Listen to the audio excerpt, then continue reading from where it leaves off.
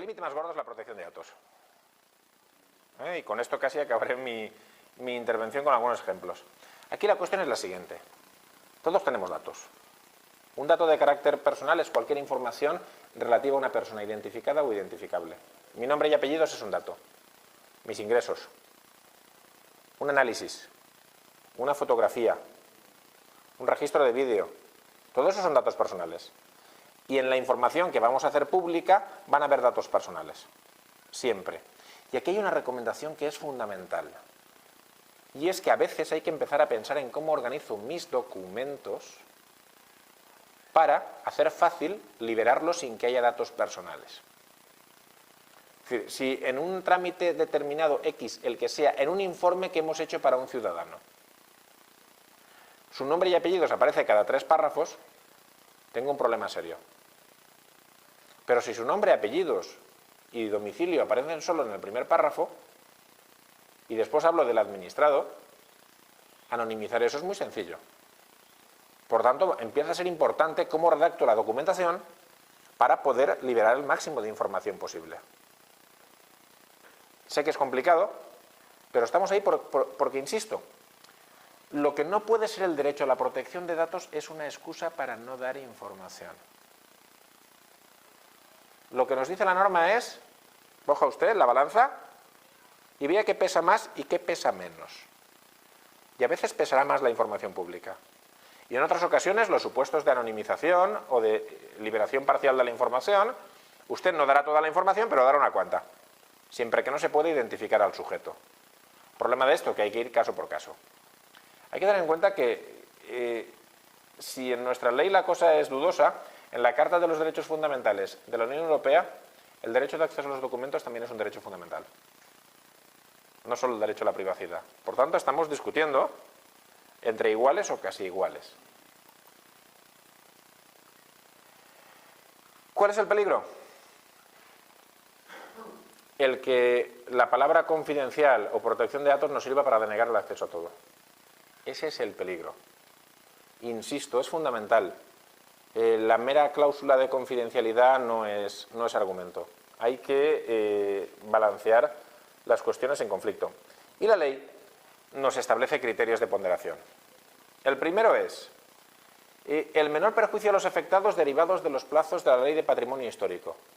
Bien, hay una cosa que yo no he dicho y no está en la transparencia, y es que el derecho de acceso a la información pública sustituye al artículo 37 y en la práctica cualquier derecho de acceso que se ejerce a cualquier archivo público. Y hay unas reglas que rigen el acceso a archivos históricos, que no sé si conocen, pero que son muy sencillas. Si el señor o la señora se murió y sabemos cuándo ocurrió eso, 25 años. Pasados 25 años podemos dar acceso a la información. Y si no sabemos si murió, 50. Siempre que no tengamos constancia fehaciente de que la persona está viva. Insisto, cuando contenga datos personales. Por tanto, ya tenemos un criterio para los documentos que sean históricos. La regla de los 25 y de los 50. Problema, que esto se hizo con una ley del 85 y ahora la gente le ha dado por morirse más tarde, afortunadamente. Con lo que era funcional en aquella época, ahora no lo es tanto. Ahora no es extraño que pasados 50 años la persona no se haya muerto. Y además no se lo deseamos, le deseamos que siga viva. El menor perjuicio a los derechos de los afectados que aparecen en los documentos, cuando son datos de carácter personal. Ahora bien, aquí es donde empezamos a tener distintas varas de medida. Me explico. ¿Qué pasa cuando son meramente identificativos? Nombre, apellidos, domicilio, que tendré que balancear y ver si causan un daño o no. Por ejemplo, hablábamos antes de datos de funcionarios. Los datos de funcionarios muchas veces son datos de mero contacto. No van a verse afectados porque un documento los contenga. Ahora bien, los datos de domicilio son relevantes y casi siempre los tendré que anonimizar. Sí. En relación a la privacidad y lo que se publicar en esta ponderación, a mí lo que me gustaría saber es si una factura íntegra tal cual se puede publicar en el portal de la transparencia. Y segundo, Ujú. Cuando habla de contrato de unión es simplemente la elaboración de la factura y poco más. Hay en estos momentos en debate, se pregunta sobre la publicación de una factura íntegra y de los datos íntegros de un contrato menor. Hay en estos momentos en tramitación en les Corts una ley de cuentas abiertas, en la que se plantea algo por el estilo. En este caso, la publicación íntegra de todos los movimientos bancarios de la Generalitat Valenciana. La dificultad reside en el tipo de información que contenga. Pongamos un ejemplo extremo para que nos entendamos. Imaginamos que se trata, sé que no es el caso, pero pongo el ejemplo a efectos meramente pedagógicos. Imaginemos que la factura es la factura de una prótesis. Es un caso extremo. Es un dato especialmente protegido. Y por tanto, como veremos después, no podríamos publicar la factura íntegra. Podríamos publicarla sin los datos personales. Incluso eso nos podría plantear dudas si solo hay una persona a la que le hayamos comprado una prótesis y se pueda saber quién es. Tendremos que establecerlo en cada caso. ¿Y si no es eso? ¿Y si la factura es una factura de compra de productos de imprenta? Pues no parece que haya un problema serio o relevante en esa materia.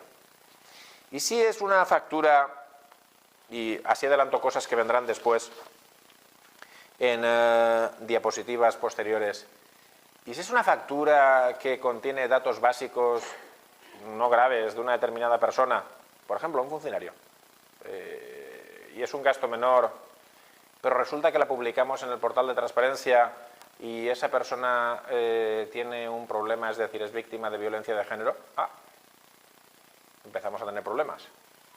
¿Por qué? Porque podemos poner en peligro la seguridad de esa persona. Es decir, lo que pretendo decir es que no hay soluciones unívocas, se requiere un buen diseño para esto.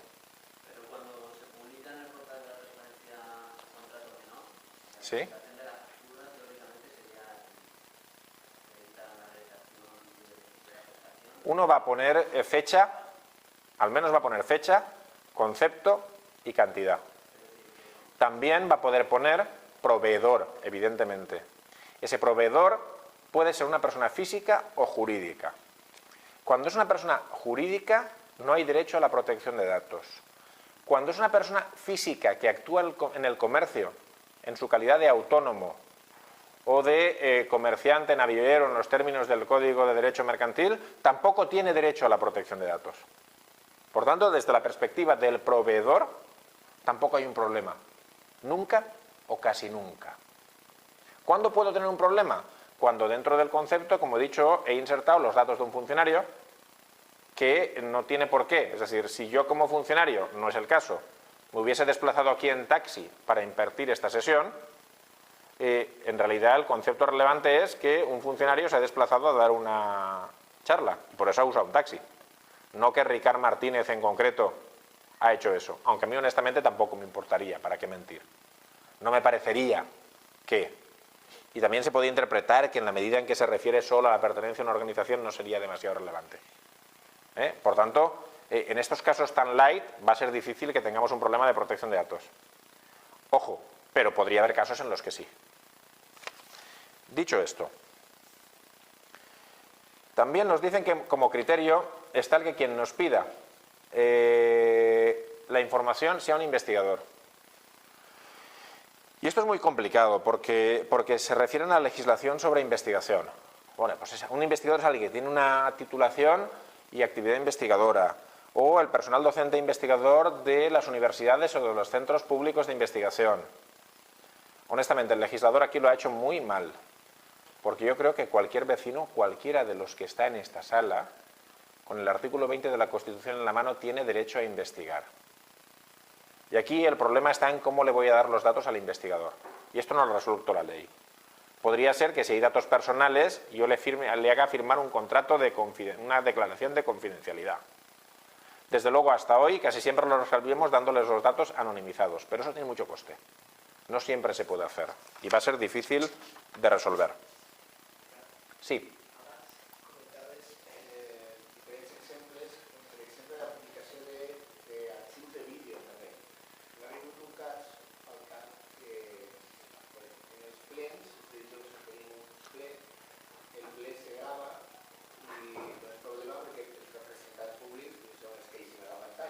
funcionarios. Pero en acabar se talla el vídeo y se graba el torno verde paraules del públic. Caldria que aquestes persones les que assistissin al públic donaran una autorització per al l'ús de la seva imatge o queda pressuposat per el fet d'estar participant d'aquest acte públic que serà gravat? És a dir, el dret a la informació ja podem compartir què han anat els veïns a preguntar. Respecto, Una única persona podría bloquearlo, porque no brilla. se pregunta respecto de la grabación de plenos. No.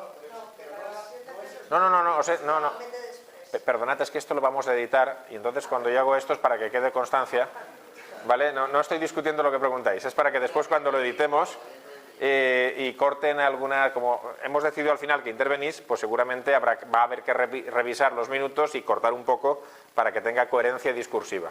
Entonces yo, como no se está recogiendo con un micro lo que estáis diciendo, yo digo, se pregunta respecto de las condiciones de grabación de un pleno en sus distintas manifestaciones.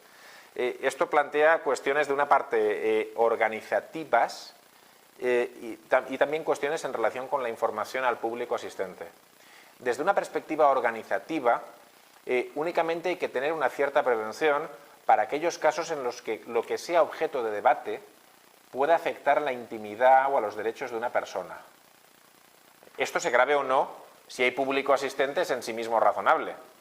Es decir, no nos va a ocurrir casi nunca, pero si se da la circunstancia que por la naturaleza del asunto pudiéramos repercutir muy seriamente en la intimidad o en los derechos de una persona, tengamos el elemental cuidado a la hora de abordar la cuestión, para no revelar la identidad de esas personas. Pensemos en situaciones sociales graves, especialmente ahora que hay circunstancias sociales que pueden hacer que una persona se sienta lesionada en su intimidad o en su honor, porque se encuentra en una situación de especial necesidad, por poner un ejemplo. Eso nos obliga a ser más o menos cuidadosos con las cosas que hacemos o decimos. Es decir, por tanto, una es nuestra propia organización. Dos, es muy conveniente, ya que hablábamos antes de ordenanzas, que en la ordenanza municipal correspondiente se incluya que los plenos serán objeto de grabación y reproducción en el portal de transparencia, para empezar. Y después, como cautela adicional de la que podremos inferir un consentimiento claro a esa grabación, es que se anuncie al inicio del pleno o al inicio de esa intervención que esto será objeto de grabación y reproducción. Y que por tanto aquellos asistentes que no deseen aparecer en el vídeo o que no deseen lo que sea, pues a partir de ahí decidís. ¿Y qué decidís? Dos cosas. Una, que es requisito, y podríamos discutir, y ahí me pediría un informe jurídico llegado al caso respecto de lo siguiente, me vais a entender. Primera regla posible. Sepan ustedes que si ustedes participan, se va a grabar, se va a registrar y se va a publicar su participación. Es una regla absoluta. Bien, ¿y qué ocurre si entra en conflicto con alguien que considera que tiene derecho a intervenir, pero que no quiere ser grabado? Volvemos de nuevo a que si uno es tolerante al máximo, lo estructura organizativamente de esa manera, llegado el caso. Pero en todo caso, en el momento en que yo informé y el vecino intervino habiendo sido informado, es obvio que está consintiendo. Si lo tengo en una ordenanza, además, es más obvio todavía. ¿Me seguís?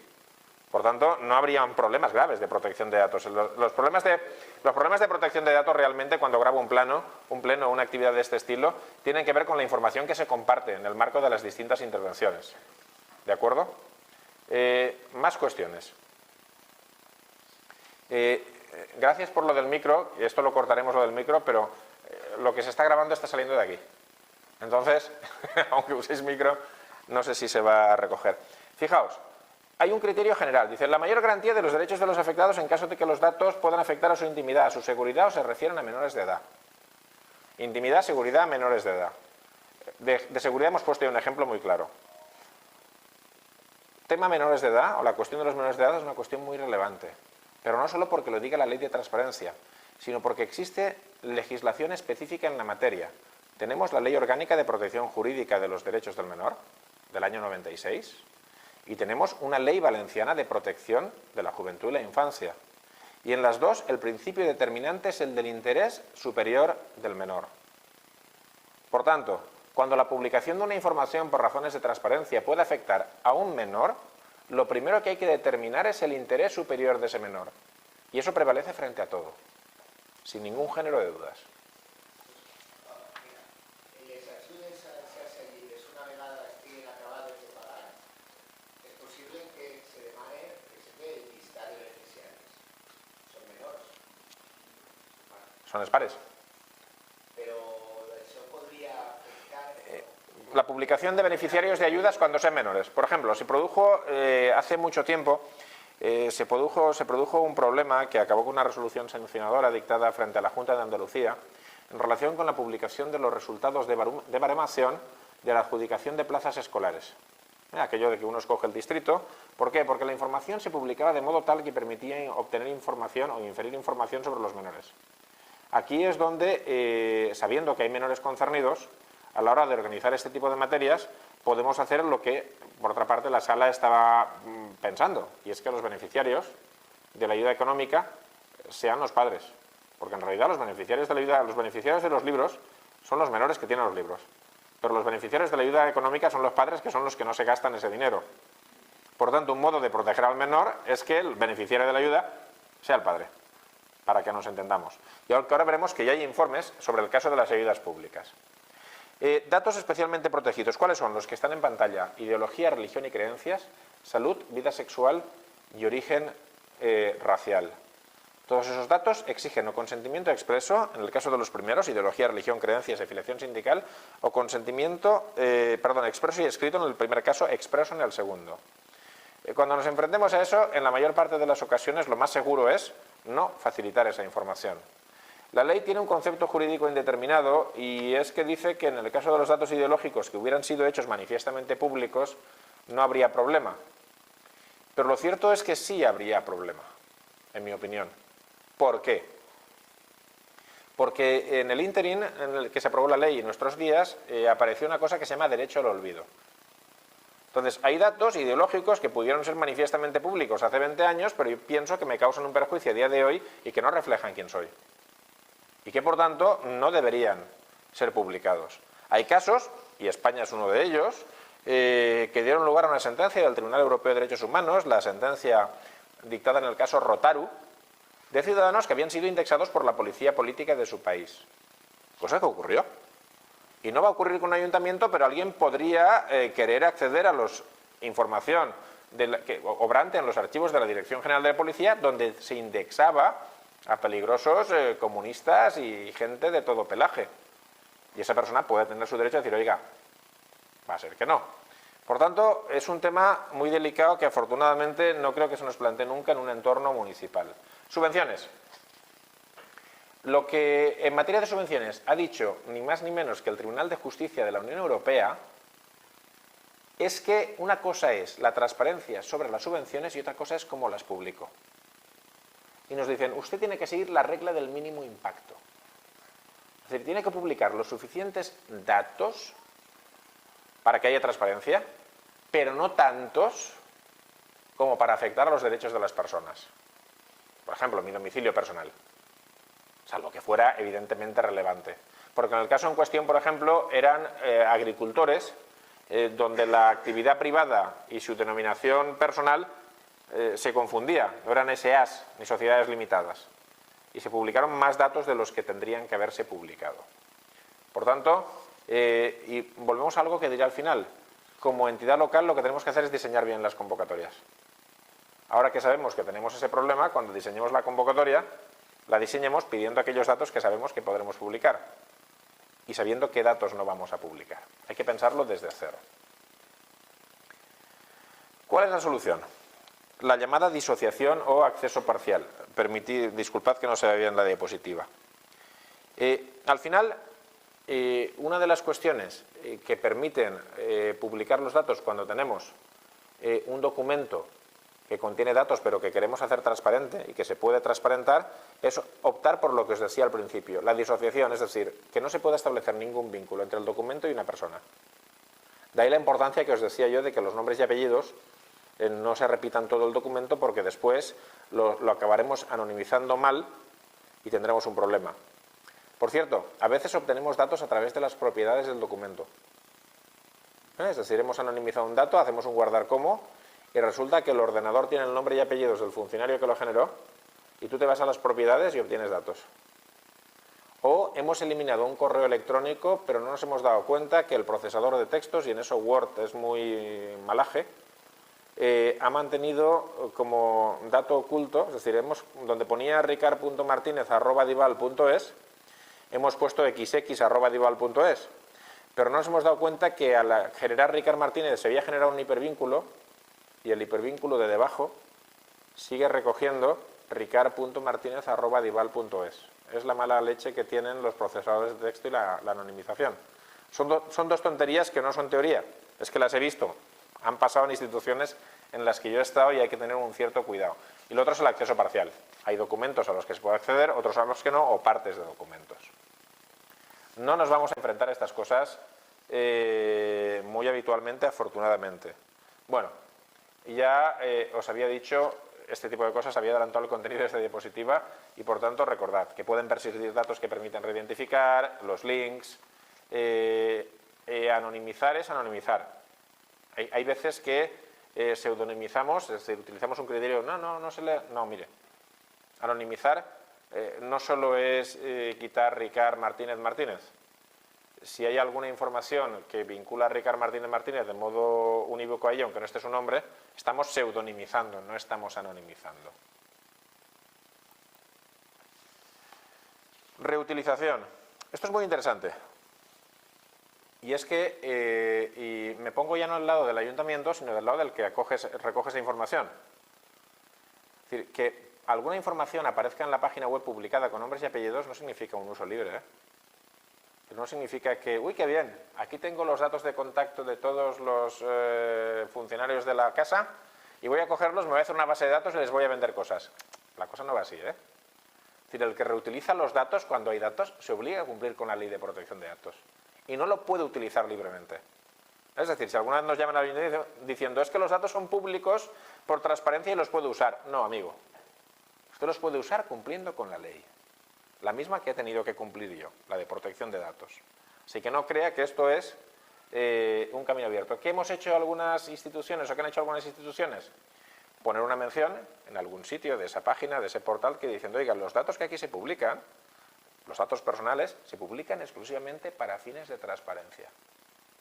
Cualquier uso contrario a estos fines puede generar responsabilidad. Nadie se lee esas condiciones, pero nosotros las hemos puesto, todo el mundo lo sabe, y todos felices. Vamos a ver. Cuando yo me refiero a la posición del regulador, me estoy refiriendo a la Agencia Española de Protección de Datos y al Consejo de Transparencia. ¿Qué han dicho? Que cuando publico datos en una página web estoy cediendo datos, es decir, cualquiera puede cogerlos y usarlos. Y a partir de ahí definen los criterios de conflicto. El primer criterio, que es más sensible y con el que yo debo decir además que disiento, es el acceso a datos por parte de concejales de la oposición. Ese es un tema muy delicado en la posición del regulador. ¿Qué ha dicho el regulador? Para empezar, aunque ya empiezo a ver resoluciones o informes de la Agencia Española de Protección de Datos que empiezan a utilizar el derecho, la ley de transparencia, en mi opinión, insisto, y por eso siempre en mi intervención digo en mi opinión, cuando yo digo en mi opinión, no estoy diciendo una verdad absoluta, estoy diciendo en mi opinión. Por tanto, esto vale lo que en mi opinión pueda valer, que en según qué casos y en qué cosas puede ser cero, nada o todo, pero es mi opinión. En mi opinión, cuando un concejal de la oposición pide acceder a información, no es transparencia, es función de control, que está regulada en la Ley de Bases de Régimen Local y en el ROF. ¿Qué ocurre? Que la Agencia Española de Protección de Datos ha dicho que esto es una cesión de datos de carácter personal. Y que, por tanto, lo que hay que hacer es ver cuál es el perfil de ese acceso. Y viene a decir, ¿qué ocurre cuando es una información que va a ser objeto de debate en el Pleno? Toda. ¿Y en una comisión en la que participa el concejal? Toda. Y en los demás casos ya decidirá el ayuntamiento. Y ahí es donde yo disiento. ¿Por qué? Y en breve además lo publicaré. Porque lo que hace la agencia al considerar al concejal de la oposición como un cesionario de datos, y perdonen la precisión jurídica en esto, es un tercero, es alguien distinto. Por eso es un cesionario. Si fuese alguien de dentro, sería un usuario del sistema de información. Lo trata como si fuese un tercero. ¿Qué significa? Significa que primero quien tiene la información decidirá si se la da o no, y que además cuando la recibe asume obligaciones como responsable de un tratamiento. O sea, todo el paquete de la LOPD. Con lo que se puede dar la circunstancia de que primero quien da acceso a la información diga no te la doy, ¿por qué? Porque no estás en la comisión. Uno. O dos, que si yo soy el que está en la oposición y pide el acceso, diga no, no me la des porque esto es un marrón de protección de datos que yo no me pienso comer. Perdonad la literalidad o la vulgaridad de la expresión. Claro, ¿qué sucede? Pues lo que sucede es que había otra opción, que es la que yo defenderé por escrito un día de estos.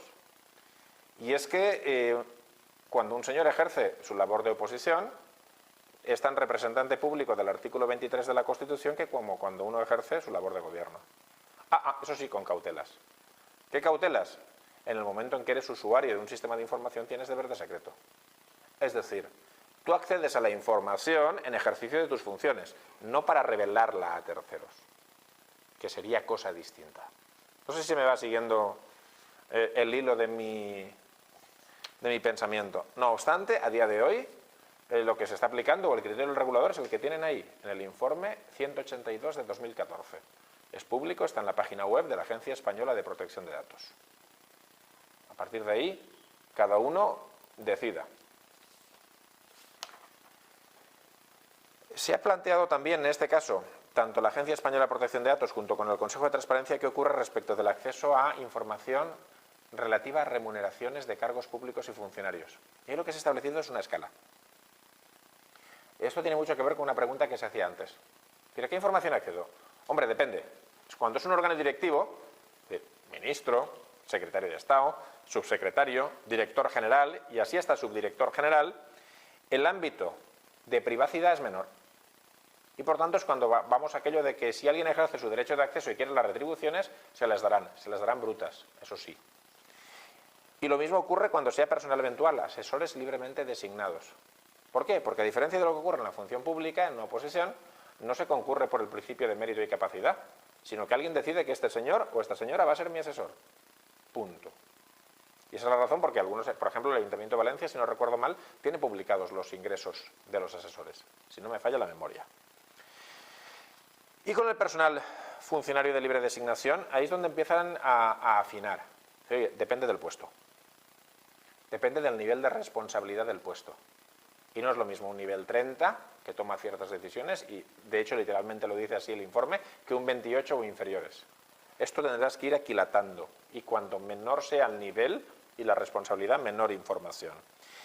Y en el caso del resto de los empleados públicos, digamos que la información en este caso tiende a cero. ¿Qué están haciendo muchas administraciones? Están publicando catálogos de remuneraciones. Es decir, todos mis grupos A, de este nivel y este específico y este no sé qué, cobran tanto. Todos mis grupos B, bueno, A2, cobran tanto, y así sucesivamente, sin identificar a la persona concreta. Es decir, se sabe lo que gasta esa administración en sus funcionarios, incluso por categorías, pero no se identifica al último funcionario. Lo mismo ocurre con la relación de puestos de trabajo, especialmente lo que preocupaba a la agencia, el Consejo, es cuando se afecta a un funcionario concreto. Volvemos a la violencia de género, al caso de personas señaladas por el terrorismo, etc. Y insisto, retribuciones, cómputo anual y términos íntegros. Con la productividad, cuando hay un complemento de productividad hay que tener cuidado por si se identifica a una persona concreta, y hay que excluir, o se recomienda de algún modo excluir, los complementos personalizables, es decir, todo lo que pueda identificar a una persona concreta. Hay muchos casos, Hay, por ejemplo, un caso de acceso a datos a una licencia municipal de obras, y en este caso se admitió, se consideró que era adecuado porque la persona que quería acceder acreditó interés legítimo y iba a presentar una demanda. Recordemos por qué era importante el interés legítimo.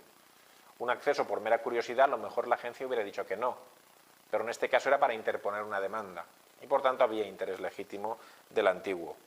En el caso de la publicación del acuerdo de un pleno sobre pago de justiprecio, aquí se consideró que había interés público. O sea, el pago, el nombre y apellidos del beneficiario. No, mire usted. Esto se ha tasado, se ha dicho tal, hay interés público en que la comunidad sepa lo que se le ha pagado. Lo mismo ocurrió respecto de la publicación de datos personales de una sentencia. En relación con una jubilación, había interés público. Es decir, aquí siempre se balancea el interés público con el interés del sujeto. Cuando se publican subvenciones, pues la agencia ya lo ha dicho, disocien los datos cuando haya datos especialmente protegidos, es decir, que no se identifique al sujeto. Volvemos al tema del menor, busquemos un criterio para resolver esto. ¿Y si son procesos de concurrencia competitiva? Pues lo que han dicho estos señores es que prevalece el interés público, al menos durante la gestión del proceso. Es muy peculiar porque, por ejemplo, la Agencia Catalana de Protección de Datos, a la que se le preguntó lo mismo, se le preguntó en un caso muy peculiar, se le preguntó a la Agencia Catalana. Bueno, perdonen que no he sido preciso. Hay autonomías que cuentan con agencias de protección de datos. A día de hoy 3. Cataluña, País Vasco y de reciente creación la Agencia Andaluza de Transparencia y Protección de Datos, que tendrá competencias en la materia. En el caso de la en el caso catalán, la Autoridad Catalana de Protecció de Dades, que es un nombre correcto, le preguntó a alguien, oiga, ¿puedo acceder a todos los detalles de una oposición, incluidos los exámenes? Y dijo, si se disocian, sí. Porque puedes tener interés en ver cómo ha ido todo el proceso, incluso en cómo se hacen los exámenes. Pero se tienen que disociar. No tienes que poder identificar a un determinado sujeto. Por tanto, aquí puede haber una cierta flexibilidad. ¿Qué ocurre en el siguiente caso? Es la publicación de una relación de trabajos, en el caso de un perfil del contratante donde una UTE publicó, por error se publicó el anexo en el que la UTE ponía la relación de sus trabajadores. Pues la agencia española dijo que no, que eso no se podía hacer porque no era relevante. Y en el caso de la publicación del acta de una junta de gobierno local con datos de una persona relacionada con un recurso judicial, aquí se señaló que las actas de las juntas de gobierno, además se citaba literalmente el artículo 70 de la ley de bases, no son públicas. Y si la ley dice que no son públicas, no son públicas. Punto. Bien, punto. Eso estaba preparado ya, había alguien fuera esperando a la que yo dijese punto para lanzar un cohete. También hubo un caso de publicación de los datos de un trabajador municipal por un grupo político en Facebook. Aquí la cosa es complicada, porque este es un caso, pero tiempo atrás hubo otro caso en un ayuntamiento valenciano respecto de la publicación de los ingresos de un trabajador municipal en el que se daba la circunstancia, ese caso lo recuerdo muy bien, que su salario se había multiplicado de una relación de puestos de trabajo a la siguiente por 4. Bien, en los dos casos la Agencia Española de Protección dijo lo mismo. Los grupos políticos son titulares de la libertad de expresión y de informar a la comunidad política de aquellas cosas que pudieran tener relevancia pública, como es el caso que he dicho. Y en ambos casos el expediente acabó sin sanción para el grupo político. Y bien, ya para acabar y creo que exhaustiva y espero que no muy agotadora intervención, en lo que nos ocupa hay un concepto que se llama Privacy by Design, es decir, cómo no tener problemas con la protección de datos o con la privacidad, teniéndola en cuenta desde el principio de nuestro diseño. Es decir, vamos a ir aprendiendo a lo largo de este año, de los 2 próximos años, de los 3 próximos años, nos vamos a ir enfrentando a problemas. Cada vez que resolvamos un problema o lo podamos prever, lo que tenemos que es que incluirlo en nuestro bagaje de diseño. ¿Para qué? Para que no nos vuelva a suceder. Si nos enfrentamos a que un determinado documento, por su diseño, no es anonimizable, pero si lo diseñásemos de otro modo lo podría ser, pues nos replanteamos cómo hacer ese documento. Si aprendemos, como ha sido durante esta sesión, que tal vez es mejor convocar las ayudas para los menores haciendo beneficiarios a sus padres, ¿por qué no? Es decir, apliquemos un criterio mínimamente inteligente que nos permita balancear los dos intereses en conflicto, haciendo que la ciudadanía tenga acceso a la información sin que vulneremos los derechos de nadie. Y eso es lo que les quería decir, no sin antes animarles. Este es el logo de Governa Obert de la Diputació de Valencia. En estos momentos, en la página web, en la ficha del Servicio de Transparencia y en un entorno llamado go.dival.es, geo.dival.es, hemos expuesto nuestro plan de transparencia y gobierno abierto para los próximos 4 años, que está abierto a las aportaciones y a las opiniones de ciudadanía y ayuntamientos. Así que aprovecho el final de mi intervención para pedir que participen y nos den su opinión. Y eso es lo que les quería contar.